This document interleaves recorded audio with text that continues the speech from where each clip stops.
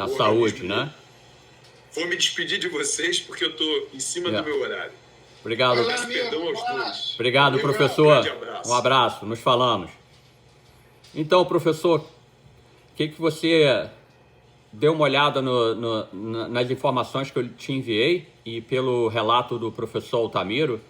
Vamos começar aí sobre esse colesterol aí. O que você acha que... Então, Alessandro, eu acho que a primeira coisa que é complexa é os exames que você me mandou, os dados que você me mandou, eles têm uma inserção na cabeça de um determinado profissional que pediu isso, né?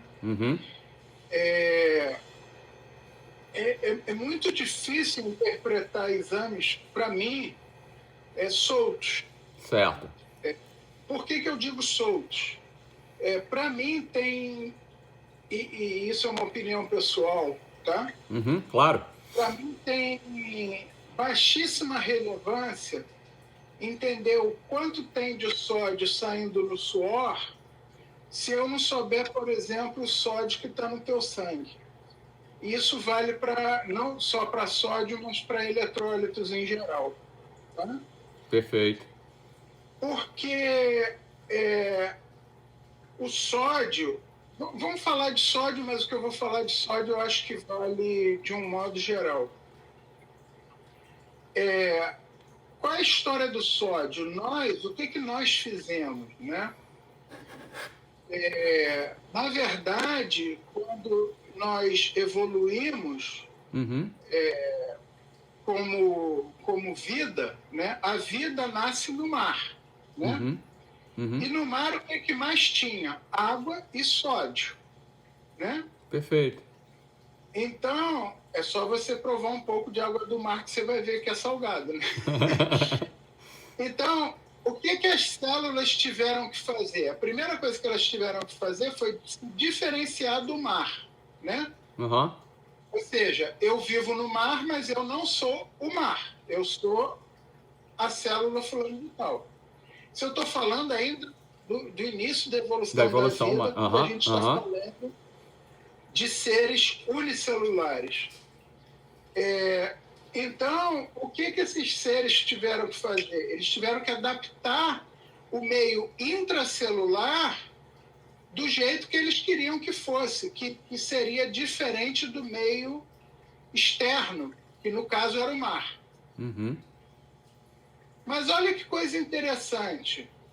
Quando nós olhamos para dentro do sistema vivo, se você olhar para o interstício, que é onde a célula fica, a célula continua no mar. Né? A célula do teu dedão do pé, né? Eu estou falando, obviamente, de forma uma brincadeira, né?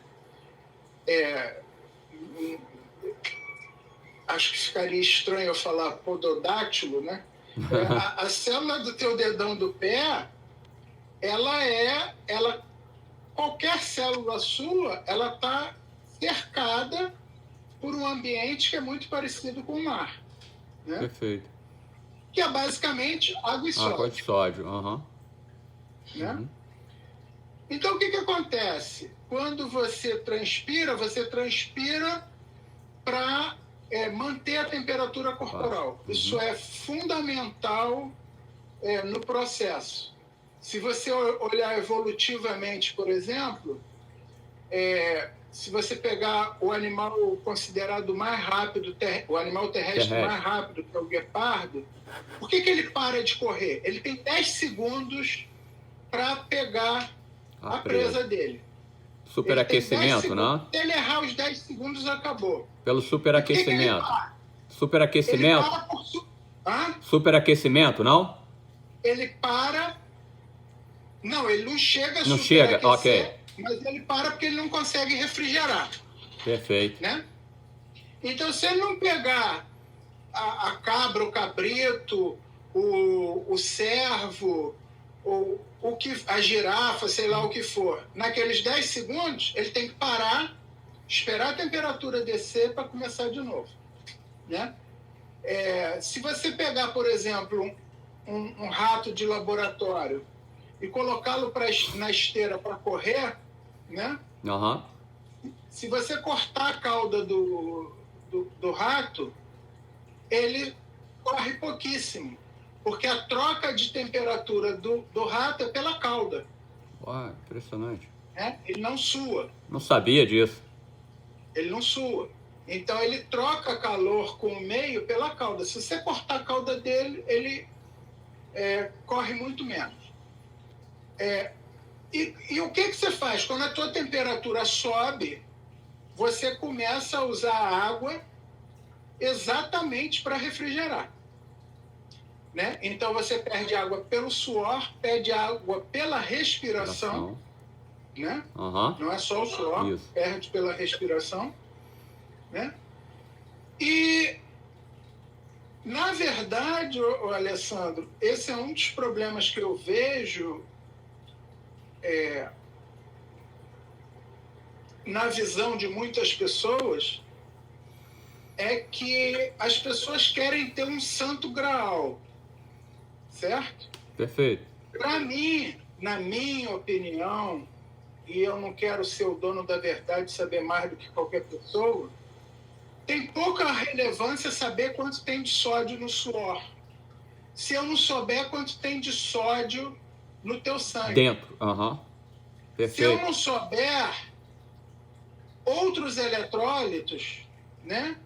Como cloreto, magnésio, cálcio, potássio, né? Eu acho isso muito perigoso, porque no exercício, volta e meia, as pessoas elegem um santo graal. Por exemplo, lactato é o exemplo que eu mais gosto, né? As pessoas discutirem metabolismo a partir de um metabólito é como você chegar à seguinte conclusão: só existe um caminho de Copacabana para Madureira. Na verdade, para você ir de Copacabana para Madureira, existem infinitos caminhos. Perfeito. Você pode passar, inclusive, por Quito, no Equador. Você tem uma volta grande, você passa por lá. Perfeito. E o metabolismo é isso, cara. Se você olha um mapa metabólico, é como se você estivesse olhando o mapa de uma cidade grande. E os intermediários, eles podem ser atingidos por várias vias diferentes, né? Então, se você chega e diz para mim, lactato, né? Eu estou falando lactato porque é um santo graal, né? Todos comentam, aí o cara né? diz, o lactato subiu, o lactato desceu, e aí o cara faz a inferência toda, né? Aí eu te pergunto, e esse lactato veio de onde? Aí o cara fala, não, para mim o lactato vem da alanina. Uhum. Não, para mim o lactato vem do alfa-cetoglutarato. Uhum.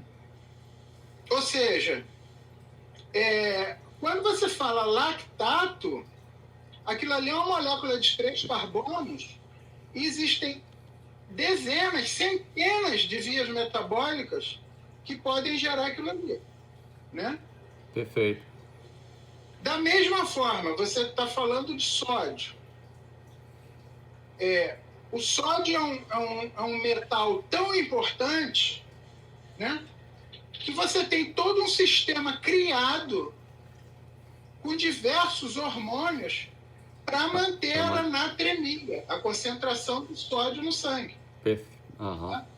Você tem hormônio para segurar sódio. Para o sódio não ir embora. Uhum. Você tem hormônio para jogar sódio para fora, né? Perfeito. Isso falando de hormônio. Além disso, você tem, por exemplo, toda a regulação das sódio, potássio ATPases renais, né? Que fazem com que a troca de sódio seja maior ou menor, entendeu? Uhum. Ou seja, é o mecanismo da evolução que você descreveu aí agora para a gente nunca ter a falta desse sais, né? Exato. Aí você chega e diz para mim, medir sódio... No suor, na pele. No suor. Aí eu te pergunto, como é que esse sódio foi coletado? Né? Aí você vai me dizer, colocou um PET aqui no meu ombro, né? E tirou aqui. Tá, aí eu te pergunto, e de novo, eu estou falando de alto rendimento, eu não estou falando de população. Claro. Tá? Eu estou falando de alto rendimento. Você colocou um PET aqui. Você conhece, qualquer pessoa conhece. As pessoas suam diferentemente em áreas diferentes. Claro. Então, e obviamente, o teu suor, ele depende também do esforço que você está fazendo. Claro. E quais são os grupamentos musculares que estão sendo aplicados, mais ou menos utilizados. Porque isso, a tua geração de calor, por exemplo, se você está correndo, pena que Altamiro não está aí, porque Altamiro ele tem essa modéstia infindável dele. Sim. Mas o Altamiro é uma das pessoas mais experientes em termografia no Brasil. Termografia real, né? Do mundo real. Aplicada ao esporte. Ele é, sem dúvida, um dos caras que tem, se não for o que tem mais vivência.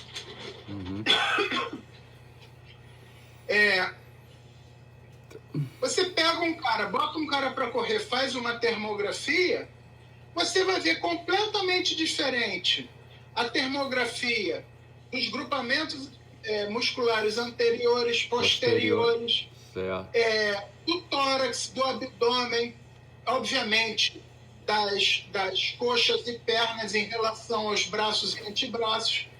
Então, a temperatura ela aumenta em função em função do exercício, né, da troca de calor, né? E, obviamente, suprir uma vasodilatação local. Aquela vasodilatação serve, entre outras coisas, para aumentar o expurgo de metabólitos e também aumentar o expurgo de calor, né? Perfeito. Então, na prática... Então, só para terminar, claro, professor. O que eu acho? Você pegar, colar um PET no cara aqui, né? Aí depois tira esse PET. Aqui tem tanto de água, tem tanto de sódio, e você extrapolar isso para quanto o cara perdeu de sódio, quanto o cara perdeu de água, eu acho que pode ser interessante, Alessandro, numa visão geral, numa visão populacional, global. Mas quando a gente está falando do Alessandro e do Vitor, dois atletas de alto rendimento competindo e que vão competir que 1%, 0,5% significa pódio, aí é outra conversa. Eu tenho e vou falar essa frase e termina essa resposta. Perfeito. A gente fez uns gráficos num artigo aí que a gente fez. Um estudante meu de doutorado fez os gráficos. Nós comparamos 3 tipos de exercício de curta duração. Foi 100 metros de corrida, 50 metros de natação e acho que 500 metros de skate. Como é que é skate em português? Skating? Como é que é? Patins. Ok. Patins, né? E a maratona, não lembro se foi de Boston ou de Nova York, tá? Então, 3 provas rápidas e uma de 2 horas e blau, tá? e nós avaliamos os 10 colocados durante 10 anos. 10 anos? Uau! Ou seja, a diferença entre o primeiro e o 10º, e aí eu quero que você chegue e pergunte aqui na nossa live aí, não tem ninguém, aqui não tem ninguém mesmo ou ninguém está falando com a gente? Não, tá com problema técnico aí, não sei o que aconteceu, professor, aqui ela não tá, eu tô gravando ela, mas ela não tá online. Ah, entendi. O que acontece? Se você pegar aqui e perguntar para as pessoas, né? Quem é o homem mais rápido do mundo? Todo mundo sabe que é o Bolt, né? Quem é o segundo? Eu não sei se 2% das pessoas sabem. O décimo ninguém sabe. Sem dúvida. Sem dúvida. Então, quando você considera do primeiro ao 10º, numa prova como a maratona de Boston, a diferença do primeiro para o 10º, não é do primeiro para o segundo, do primeiro para o 10º, está na faixa de 4%. Durante 10 anos. Quando você considera em esportes rápidos, a diferença do primeiro para o 10º não é do primeiro para o terceiro, é do primeiro para o 10º. E você sabe isso. O primeiro lugar ganha um cheque de $1 milhão, o segundo ganha de 500, o terceiro ganha de 10 mil dólares e o quarto não ganha nem o ticket do metrô para voltar. Tá? Leva um kit. Não estou falando do quarto, não. Estou falando do 10º. Tá? E do primeiro para o 10º, em esportes rápidos, é menor do que 1,5%. Então, quando a gente está falando desse tipo de situação de alto rendimento, eu fico muito desconfortável com esse tipo de medida. Perfeito. Então, vamos tentar jogar um pouco na prática, professor Cameron. Para minha utilidade aqui, esse exame, então, ele não valeu muito porque eu teria que avaliar a questão sanguínea, né? Para a gente ver outros parâmetros. Eu não ousaria falar isso. Não, ok. Eu, nas minhas limitações, não consigo interpretar. Não, perfeito. Isso é para um público que você explanou bem, você explicou muito bem, é um público normal, diferente, não para um atleta, né, de alto nível, um atleta competitivo. O que eu posso fazer? Porque, como você sabe, eu vou correr 100 milhas, 160 quilômetros aqui na Flórida, e aqui é um inferno. Como você sabe, no verão aqui a umidade é muito alta, é muito quente, então a gente perde bastante líquido, bastante sais minerais. O que na prática você pode me passar isso para me enfrentar esse desafio em setembro, daqui a 2 meses, mais ou menos, professor? Pois é, eu acho que numa situação de alto rendimento, a matriz que mais nos interessa avaliar daquelas que são possíveis, tá? Sem dúvida, é o sangue, né? Avaliar outras matrizes é importante, é bom, mas no alto rendimento, eu acho que tem muitas variáveis que nós não conseguimos entender. Porque, veja bem, o que está acontecendo com o teu suor agora, aconteceu já com o teu sangue há meia hora atrás. O que está acontecendo com a tua urina agora, aconteceu com o teu sangue há 1h30 atrás. Perfeito. O que está acontecendo com a tua saliva já aconteceu com o teu sangue há 20 minutos atrás.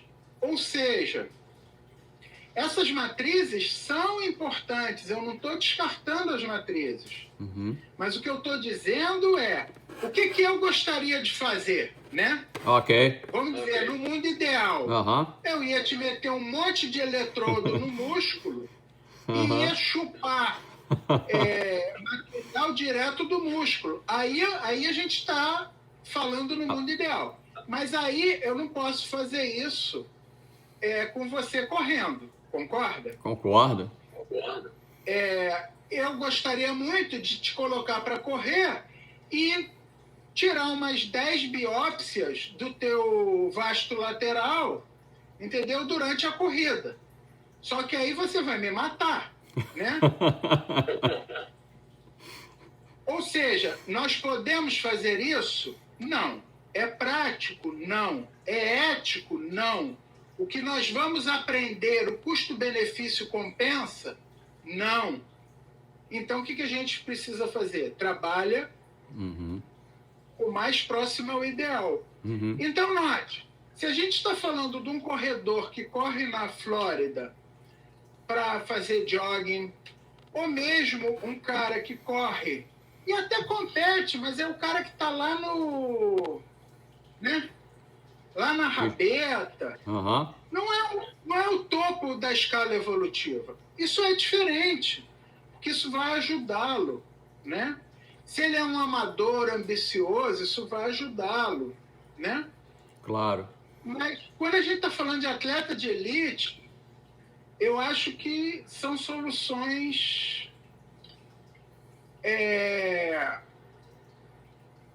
Minimalistas. Pelo menos em relação à minha capacidade de avaliar esses. Eu não consigo te dizer. Se você, é a mesma coisa que você chegar e dizer para mim, por exemplo, você me mandou outra coisa, para mudar um pouco de... Você mandou para mim corpos cetônicos, né? Isso. Aí, corpos cetônicos. O que são corpos cetônicos, né? São acetoacetato, beta-hidroxibutirato e acetona, tá? Só que lá você está medindo os três juntos. São três coisas diferentes. Já começou por aí. Segundo, qual é a velocidade de produção desses caras? Os números que você mandou para mim são discretos. Isso. Não mostra nada de... Não mostra, por exemplo, que você estava em cetonemia ou em cetose. Eu não sei se aquilo foi medido na urina ou se foi medido no sangue. Foi no sangue. No sangue. Foi no sangue. Foi medido no sangue, mas aí eu te falo, de onde vem acetoacetato, por exemplo? Ele vem da beta-oxidação das gorduras, tá? Ele vem, essa beta-oxidação, ela está acontecendo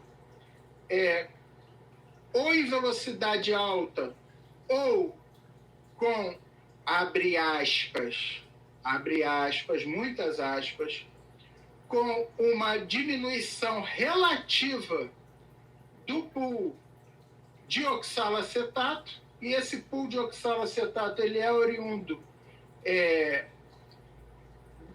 basicamente do metabolismo de carboidratos, né? Então você tem uma grande entrada de acetil-CoA por conta da beta-oxidação. Esse acetil-CoA é uma molécula de 2 carbonos, condensa com oxalacetato, que é uma molécula de 4 carbonos, para fazer o citrato e rodar Krebs. Acontece que a maior fonte de oxalacetato é o carboidrato. Mas o oxalacetato também vem de aminoácidos. Né?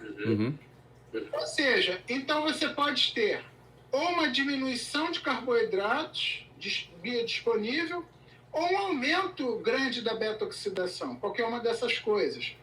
Ou tudo no meio. E aí você vê, por exemplo, uma situação como a tua, quer dizer absolutamente nada. Aqueles níveis que estão ali são discretíssimos. Você não estava em cetose, né? Perfeito. O que isso significa? Você tinha mais do que carboidrato suficiente, mais do que oxalacetato suficiente para rodar Krebs. Olha. Então, porque você quer ver uma coisa? O que as pessoas chamam você, por exemplo, o nosso tema aqui é dieta carnívora, né? Isso. E dieta carnívora não tem carboidrato, não é isso? Tem em algumas carnes, né? Que carnes? O fígado de boi, se eu não me engano, não, professor? Fígado bovino? Mas é mínimo, exemplo, não? Picanha tem carboidrato? Aí você me pegou. Acredito que deve ter um pouco ou não. Não sei. Tudo tem carboidrato. Perfeito. Né? Uhum. Você quer ver uma coisa? Quando você corre, você, obviamente, já ouviu falar de glicogênio, que é a molécula que armazena glicose. O boi também armazena glicogênio, então tem glicose na carne. Na carne, Note, eu não estou dizendo que a quantidade de glicose que tem na carne é igual a que tem no arroz. Claro. Eu não sou idiota, tá? Sem dúvida, sem dúvida. Mas o que eu estou dizendo é que existe carboidrato, sim, na carne. Existe carboidrato, sim,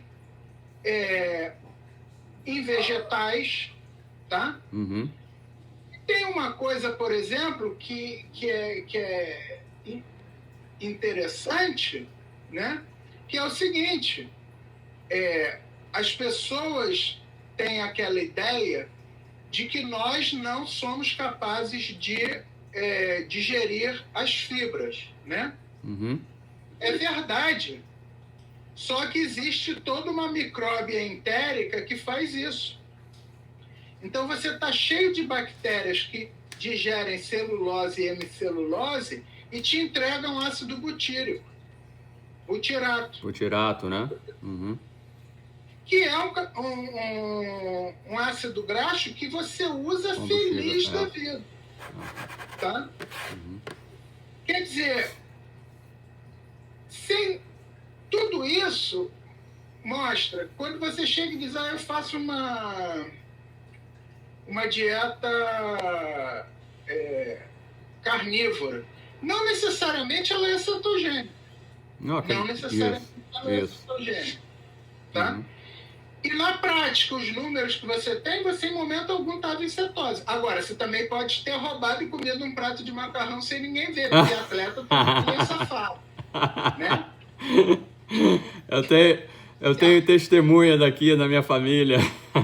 Atleta e gordo é safado. Entendeu? Atleta e gordo. Porque o gordo diz assim para você, doutor, eu não sei do que eu sou gordo, eu não como nada. Não como nada, né? Uhum. Por quê? Porque, na verdade, as pessoas não têm a percepção, não é que o cara esteja querendo mentir, né? Uhum. Nós aqui podemos falar de atleta e de gordo, porque você é atleta e eu sou gordo, ninguém pode dizer que a gente está... Como é que se diz? Bullying, né? Bullying. Está fazendo bullying, né? A gente está falando da categoria, a própria categoria. É isso. Então, qual é a situação? Na verdade, existe essa percepção do que a gente acha que está fazendo e o que é químico, na verdade. Por exemplo, você tem ideia do que é uma dieta cetogênica? Quanto você pode ingerir de carboidrato por dia? Um humano? Até 50 gramas, se eu não me engano. Pois é, 50 gramas, cara. De carboidrato. 50 gramas de carboidrato, abre aspas, você quase respira isso. Uhum. Entendeu? Você passou perto da geladeira, tua mãe está comendo a salada de frutas. Babou. Né? Babou. É claro, o que eu estou querendo dizer? Não é difícil você ingerir 50 gramas de carboidrato sem se dar conta. Uhum. Tá? Perfeito. Você comeu 2 maçãs, né? Você tomou um copo de suco de laranja, né? Uhum. E vai somando isso aí já vai colocando lá a moedinha no cofrinho. Agora, independente, eu te digo uma coisa, a dieta que você fez, ela não era cetogênica. Uhum. Entendeu? Isso aí, Então, ou pelo menos não era cetogênica para você naquela condição. entendo, professor. Deixa eu explicar. Eu fiz essas 10 meias maratonas com pouco tempo de carnívoro. Se eu não me engano, eram 4 semanas, 3 semanas, se eu não me engano. Hoje eu estou indo para o 3º mês. Então, na sua avaliação, você acredita, então, muito possível, muito provável, fora que não aconteça nenhum tipo de acidente, que eu faça essas 100 milhas nessa dieta restrita, carnívora, sem nenhum problema, sem nenhum tipo de aporte de carboidrato, sem nenhum trauma, sem nenhum... Enfim, na sua opinião, fisiológica, biologicamente falando. Quando eu passeio a propaganda da Life para algumas pessoas, algumas pessoas vieram me dizer, mas você não vai falar que isso faz bem, não, né? Eu vou te dar uma visão, Alessandro, que é extremamente biológica. Quero ouvir, por favor.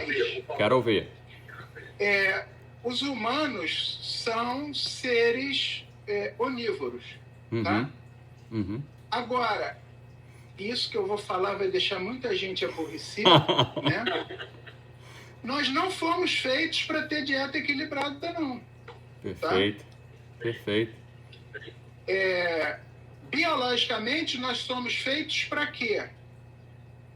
Hoje eu passei numa plantação de manga. A dieta hoje é manga, né? Aí eu corri atrás do porco, mas o porco correu mais do que eu. Então é só manga mesmo. Aí chegou o inverno, não tem mais manga. E eu consegui pegar uma pomba. Então a dieta hoje é o quê? É pomba. Né? Isso que eu estou falando é o homem biológico, tá? Note. Concordo. Que nós estamos aqui como Homo sapiens sapiens, né? Alguns milhares de anos. E veja o que aconteceu nos últimos 100 anos, tá? Eu não vou nem falar dos últimos 50, que é covardia. Isso. Tá? Mas veja os últimos 100 anos, tá? A senhora, sua bisavó, ela encerava o chão como? Ela tinha um escovão, que era um negócio pesadão com um cabo. Aquele negócio pesava, sei lá, 5 quilos de ferro. Aí botava um pano ali e a senhora, sua avó, ficava fazendo aquele negócio lá até o chão ficar... Brilhando, né? Brilhando, né? E aí inventaram a enceradeira elétrica. Eu estou falando dos 100 anos, não estou falando dos 50. Que foi bem mais rápido, né? Exatamente, porque foi exponencial. Aí inventaram a enceradeira elétrica, que a força que a pessoa tinha que fazer era segurar a enceradeira, né? Aí o nego falou, esse negócio de enceração, o chão não tá com nada. Aí inventaram um piso, né? Que não fez fazer porra nenhuma, né? Vitrificado, aí o cara passava um paninho úmido, né? Aí esse negócio de passar paninho úmido não tá com nada. Vamos passar aspirador de pó. Aí passar aspirador de pó. Aí agora falou, porra, mas passar aspirador de pó dá um trabalho do caramba. Vamos botar um iRobot. Yeah, eu tenho. Aí o bichinho fica andando na tua casa e limpando para você. Então, note, o sistema biológico que nós trazemos na nossa memória não tem nada a ver com isso. Eu consegui matar um porco, né? Enquanto aquele porco durar, eu tenho carne para comer. Uhum. O próximo, só se eu conseguir matar o teu porco, ou um veado, ou um peixe, ou o que for, né? O homem domesticou os animais para tê-los à disposição. Tudo bem, mas você continuava tendo que ir lá fora, correr atrás da galinha, pegar a galinha pelo pescoço, torcer e comer. Despenar, que era... Pois é. E mais, eu não sei quando é que é temporada de manga no mundo todo, mas vamos dizer, se você estivesse no Brasil, você comia manga de outubro a janeiro. Depois você ia ter que comer melancia. Hoje você come o que você quiser na hora que quiser. Então, o advento dessa dieta equilibrada, ele é um advento não biológico, ele é um advento social, ele é um advento dos problemas que nós estamos vivendo, porque a gente hoje, o que limita o que a gente come é o quanto você tem de fundos no cartão de crédito, né? Isso. Acabou.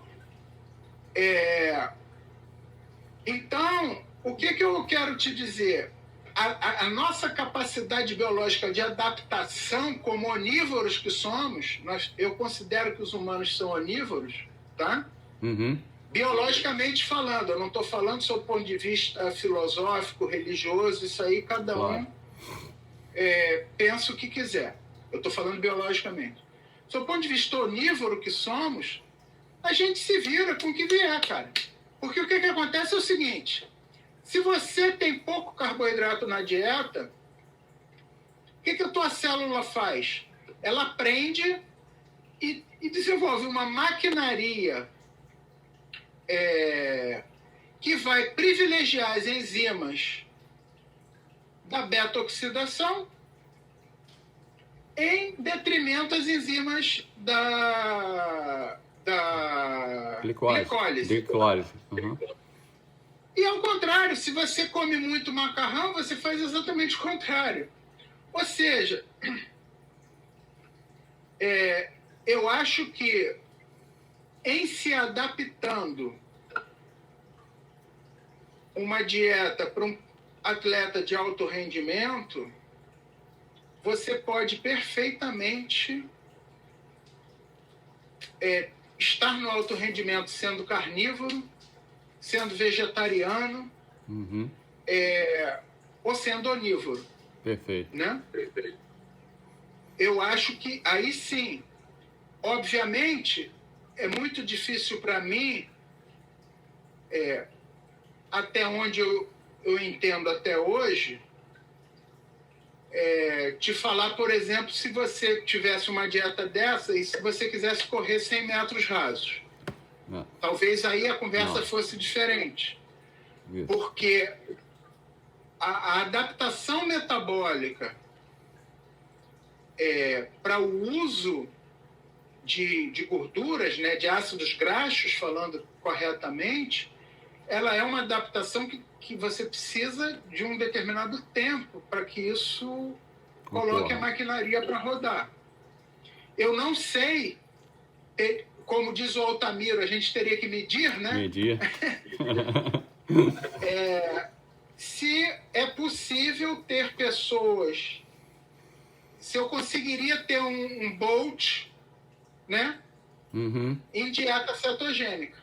Seria uma pergunta interessantíssima para ser respondida. Sem dúvida. Mas, no teu caso,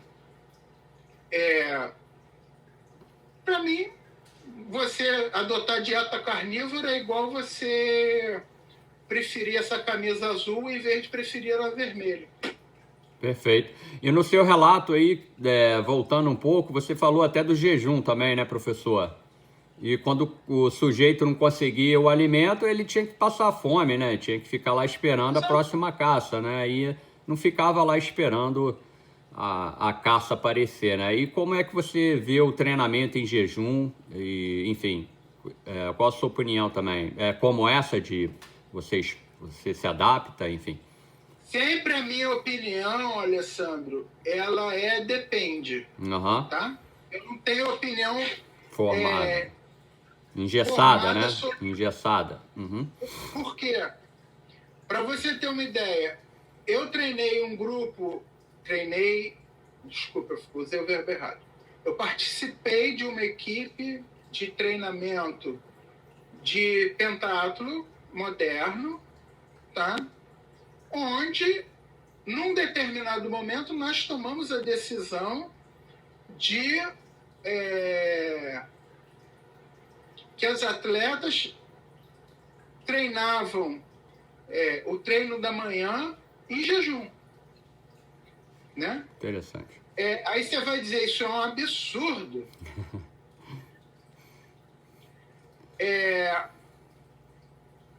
Talvez seja, mas aí vem aquela história.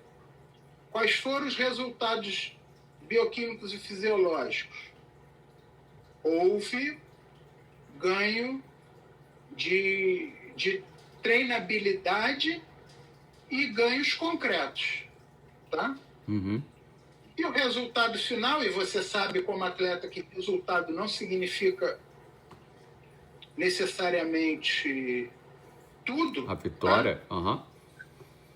Mas uma delas ganhou uma medalha olímpica. Então, acho que não fizemos muita coisa errada. Sem dúvida. Tá? Sem dúvida.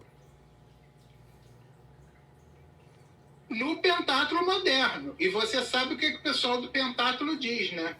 Diz que quando o cara fica velho, ele vai ser triatleta. Quando ele não aguenta mais treinar, ele vai ser triatleta. Eles fazem... Você sabe que o bullying é comum. É de todas as categorias, né? É comum, é comum. Ô, professor... Então o cara diz assim, ele tá ficando velho, vai ser triatleta. Ô, professor, o que caracterizou mais essa minha participação, essa minha experimento que eu fiz nessas 10 meias maratonas seguidas foi a ausência nenhuma de dor muscular após cada dia de corrida. Isso você concorda, pode concordar comigo, que seja um combustível limpo a gordura, o que eu estava usando, e não o carboidrato?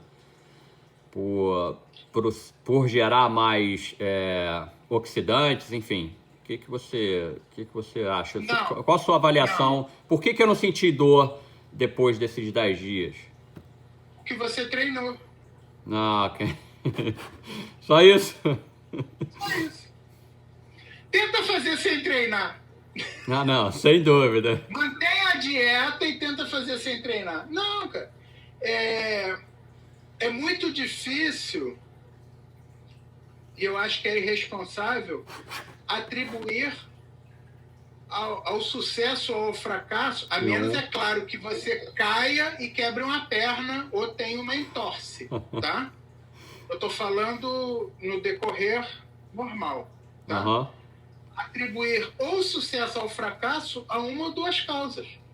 Eu vou te dizer, tem o que você comeu, o que você treinou, o que você descansou, o que você se hidratou. O lastro também, professor? O lastro conta muito. O lastro e tudo isso.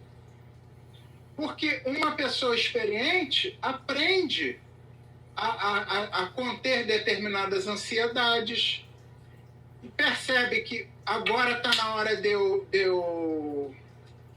eu mandar brasa, porque existe não só a questão física, fisiológica, existe a estratégica também. Você perceber que o cara que está te ameaçando está perdendo o ritmo ou aumentou o ritmo, e você fala, esse cara aumentou o ritmo, mas ele não vai aguentar esse ritmo até o fim. Sem dúvida. Né? Ele está fazendo isso para me provocar. Né? Todas essas coisas que você sabe que são da tática e da estratégia de prova. Por exemplo, eu tenho um atleta ele é ciclista, mas ele já é master. Mas ele é sério, é daqueles caras mesmo... Caxias, né?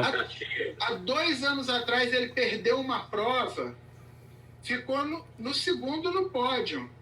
Mas ele perdeu porque ele estava achando que ele era o cara e não percebeu que o segundo passou por ele. Oh. Ele não viu o cara passando.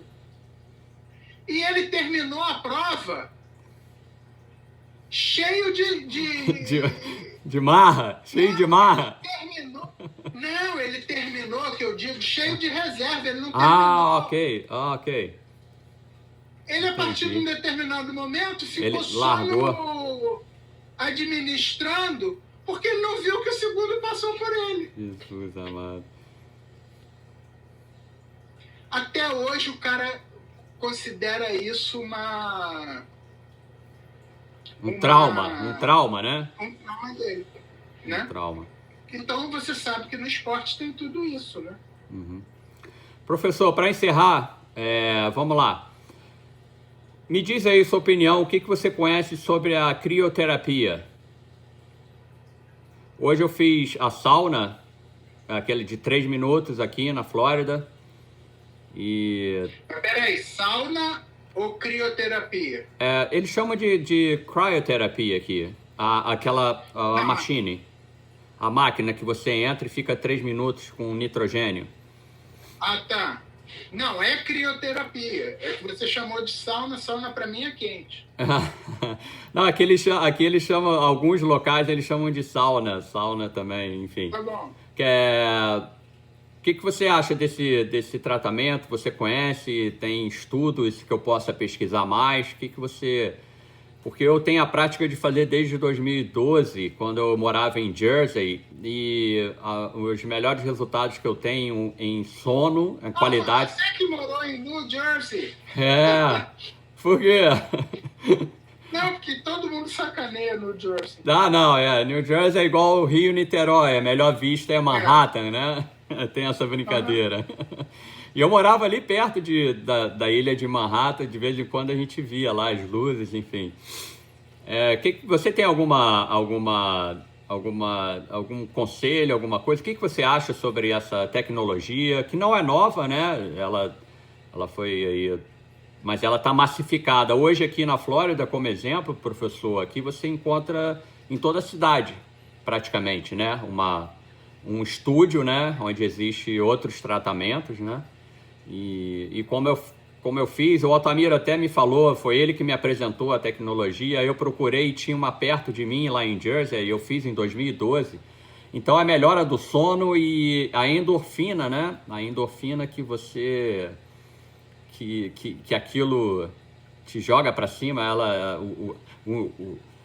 aquela onda de endorfina é uma coisa muito incrível. Não sei se você já teve a oportunidade de fazer ou de estudar. O que você acha sobre isso? Para a gente encerrar aí nossa live.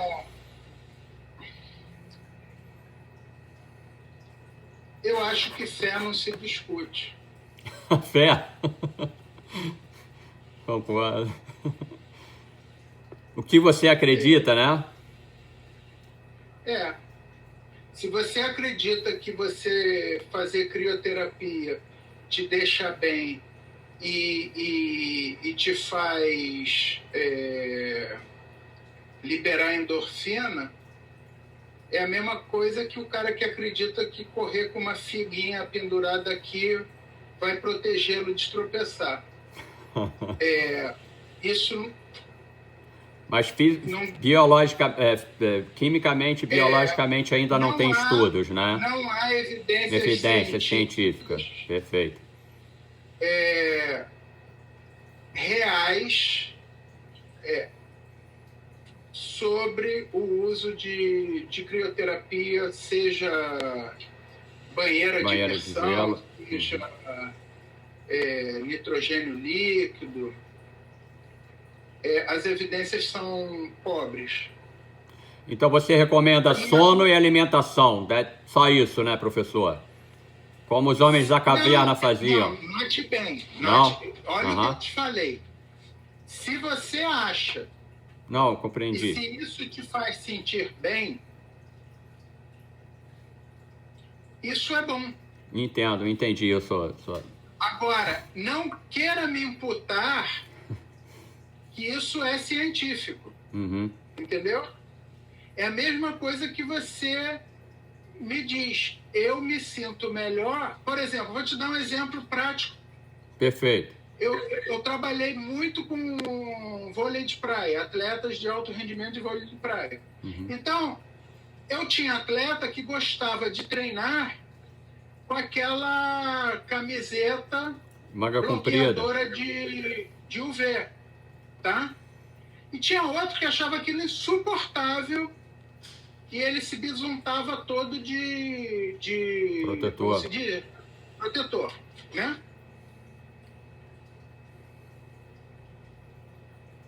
Era como cada um se sentia melhor. Não adiantava um botar o protetor e o outro botar a camiseta, porque aí não dava, entendeu? Uhum. Então, existem coisas que são de como você percebe o esforço, de como você percebe aquilo ali. Agora, o problema é quando você cria uma atmosfera, quando você cria uma expectativa, uma áurea. Não, uma pseudo-verdade científica ok. para embasar e para vender uma coisa. Entendeu? Uhum. É igual você chegar e dizer, eu adoro tomar banho frio depois do exercício. Eu gosto de tomar banho morno. Tem gente que gosta de tomar banho morno, tem gente que gosta de tomar banho frio. Eu quando tomo banho frio depois do exercício, eu me sinto mal. Então, existem coisas que são da tua percepção. Agora, transformar isso em ciência, aí é complicado. Perfeito. Professor Cameron, thank you so much. You're more than welcome. E espero encontrá-lo ano que vem no Ultraman Brasil para a gente fazer o nosso experimento lá, que vai ser uma coisa muito bacana, muito inédita. E obrigado aí pela disponibilidade. Fica com Deus, se cuide. Obrigado a vocês, saúde para todos. Cuidem-se. Abraço, boa noite. Abraço, professor. Quer dizer, boa noite não, que pode ser qualquer hora que o cara vai ver. Isso, perfeito. Vai virar um podcast também, tá, professor? Grande abraço.